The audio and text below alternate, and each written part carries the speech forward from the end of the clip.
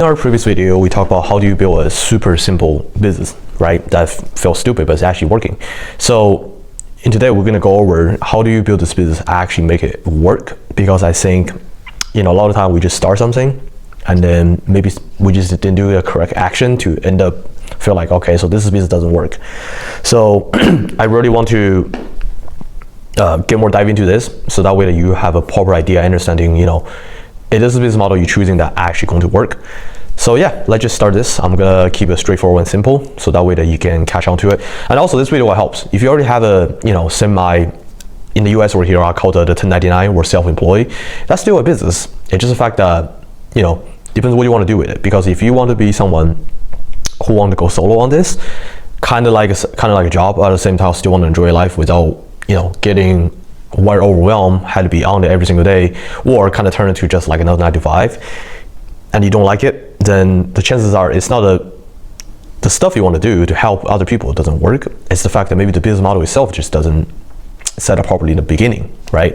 In the beginning, it might sound fun. You are your own boss. You're your own boss, but after that, you feel like, okay, this is not the same. You're the only one who's doing it, right? There's no one help you run it if you want to go for a day off, right? Because the day you went off, there's no revenue coming in. So in this video, we're gonna same thing, go over our old school, paper and writing style. So please be patient, and then hopefully you can understand my writing, but I'll try to do the best explain as possible.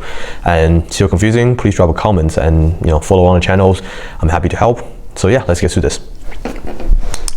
So in our previous channel, right, in our previous videos, we kind of went over regarding the 2 different ways you can do it. Technically, there's 3 ways. The third way is you had to get to a certain point of growth and scale until you get there.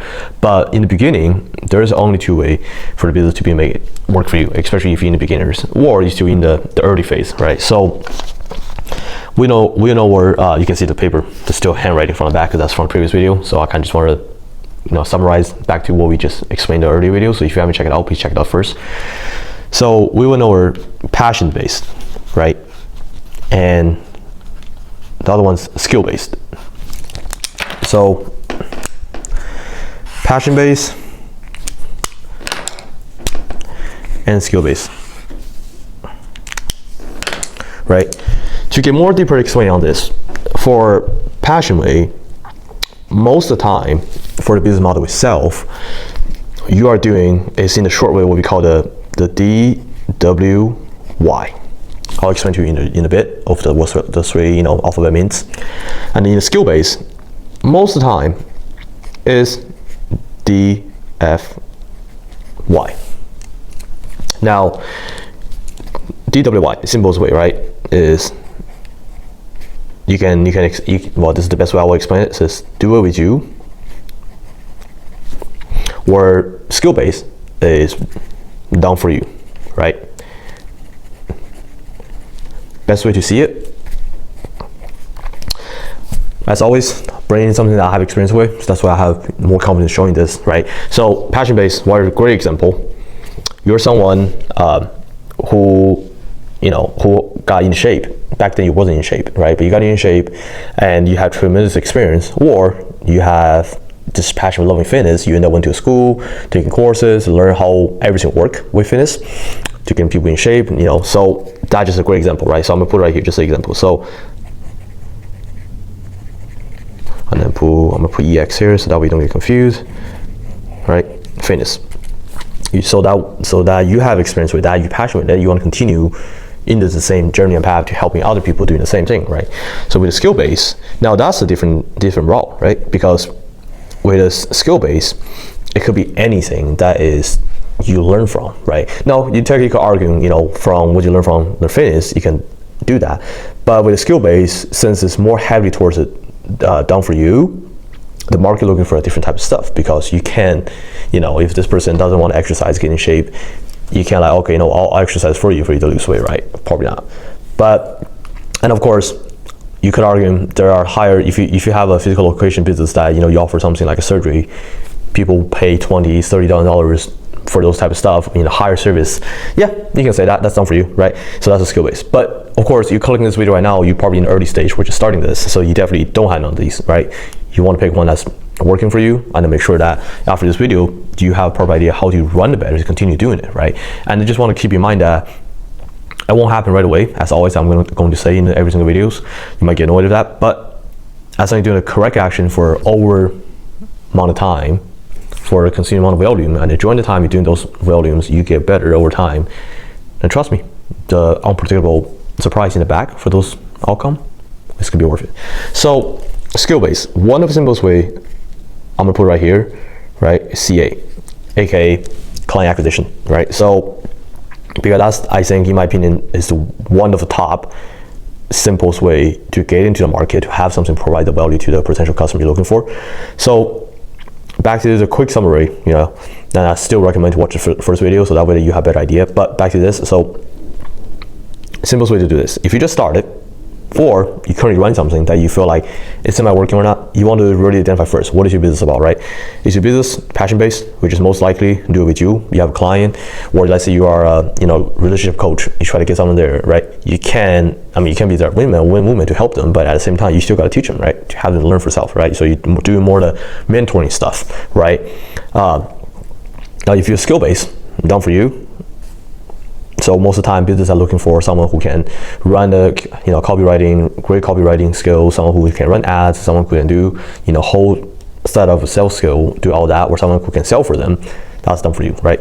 Both of them providing volume and quality of what people are looking for in the market, right? So and then at the same time, and not only because the volume and qualities, continue needed for the business, right, of the demand, but at the same time, the value itself is more key to what people are looking for, right? Most of the time. So again, when I list this out, doesn't mean that one's better than another. It's really just a different path of a different vehicle. You probably heard it many times. So passion-based, you most likely the time in the beginning, or if you're good at sales, you might be able to do bigger. But in the beginning, you mostly are offering to business to consumers, individual peoples, right, or families. You get idea, right? So now with skills, you most likely helping more business time, right? So that's most of the time when they had to, able to pay the cost to hire you to do that. So the one cool thing about these two is they're sometimes are related pretty much, because if you in the beginning, right, I'm gonna use a different color pen. Actually, let's see. All right, so I'm gonna use a different highlight right here. So most of the time, right, so you got the passion set up, you got a skill set up, right? These two, technically speaking, it can be a trade-off to combine together eventually, right?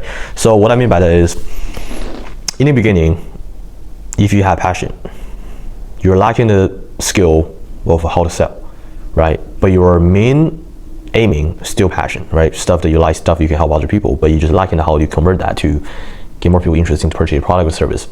Then you can learn the skill, join the opportunity that you have. You can see where to take on. Doesn't matter from a job or anything, get something like that. Because in the beginning, you still had to, it depends on your situation. You got to find a way to survive. So the skill itself, you can learn from those to apply to your business and sell more people, right? Where on the other hand, you're asking, how do I have passion when I'm focused on skill base, right? You have passion is because in the beginning, let's say you choose one part of sales. So example, right? One part of sales, it could be exactly. So like one part of skill, right? Sorry. So one part of skill is definitely just sales, right? You just know how to sell. So if someone in the company hire you, right? Commission based or base plus commission, even better. You just sell. And or you know much about marketing, right? And right here. So you have marketing, and this is pretty much the main two important compound to get people to be, get more clients in the beginning part, right? So when passion coming in, what I mean by is, once you master one of them, right, you are start, I will say in a crazy way though, you are start falling in love with it. You're gonna start loving doing it. So, which means you're gonna start passionate over doing that as marketing. You start learning more other skills to get more valuable you can provide to the market. So these two are totally exchangeable. And back to this, right? So with B2C and B2B, so the way to make it work is, in the beginning, I'm gonna go with passion based first, so you have a better idea. So once you get to a certain point where you have extremely amount of customers, what you can do is, you might heard it many times, you can raise the price. At the same time, you might not have, because you want to make sure you have a quantity amount of people who are end up interested, or to the point where you can't really handle anymore. So you want to raise the price a little bit. That way that you help you filter out the customers that who are committed to stay or not, right? At the same time, you can go away, expanding, have a team, hire people, whatnot, so forth, so on and so forth. So what else you can do is, for this, you can, once you get to a certain point, right? For this, you can turn into a DIY, which is what I come course. You've probably seen it many times. It's selling people programming courses. But in my opinion, in the beginning, especially, I would say, depends how you measure your different meter of success. In the early stage, even till maybe in the stage 2 or 3, I would still recommend do it with you.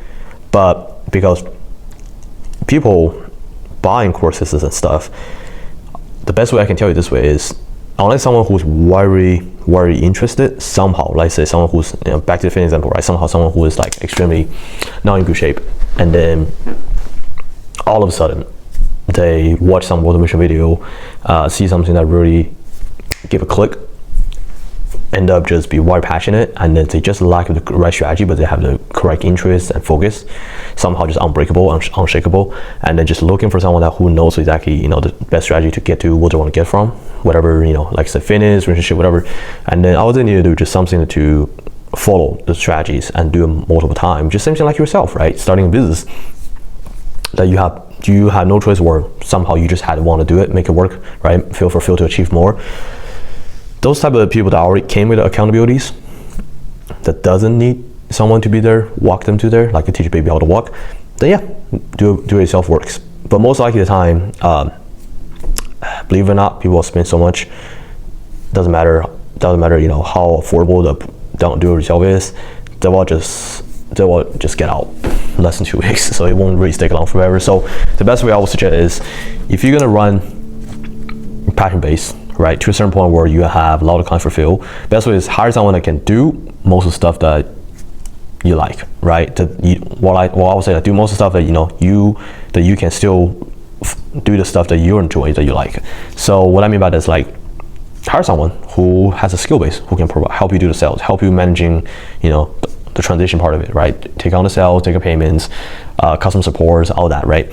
Now, you can still, because most likely if you're still passion-based, still into this, you're technically the artist. Well, that's what I'm talking about. So basically, in artist term, is that you just liking of what you do. With this skill, eventually, you probably someone who's just a business person of what you like to do. So, or you can still be the artist or providing those skill-based type of services to the customers, right? To the business and stuff. So just keep in mind that. Now, back on question, what if you have skill-based, have a lot of business to business, what's the next stage? Is it going to be similar, DIY? The chances are, for skill-based or business owners, they're very busy, and that's the facts. That's why they'll spend high price to pay you to do the service for them. So, do it yourself is way less likely, unless the business is not so busy. The potential business owner that who interested don't have the money to pay you, but they're willing to try to learn. That's still, like I said, wiry. It comes down to one point, right? If this is going to be also DIY, which might come down to the point where I'll put right here. So accountability, which just means that you can see how it's connected, where they all have accountabilities. But most of the time, the client, right, or customers or business owners that you're helping, they're lacking accountabilities. It's not that you know anything that is a secret or anything, because a lot of stuff that even when you watch this video, you can search online, right? There's much thing that I break it down here. So the best way to really think about it is what you can offer. At the same time, you gotta realize that you have to provide more than just the knowledge part that or experience that to helping other people to get there. But also at the same time, accountability is definitely key, because sometimes, that's why it comes down to the point where it's more important is say you have someone into a service where your fitness coaching, whatever, for 3 months or 4 months, but they end up didn't stick with it, right? It's not because your service is not good enough. It's because to a certain point where when they see a certain results, right, start going up, hitting plateaued, they kind of either get out of it, or because the momentum's gone, right? Because you don't get result every single day, right? To a certain point where, let's say, what best way is like, to my experience losing weight is like, to a certain point, you will hit a plateau. That's when really the mindsets come in, the accountability is coming to help people to get there.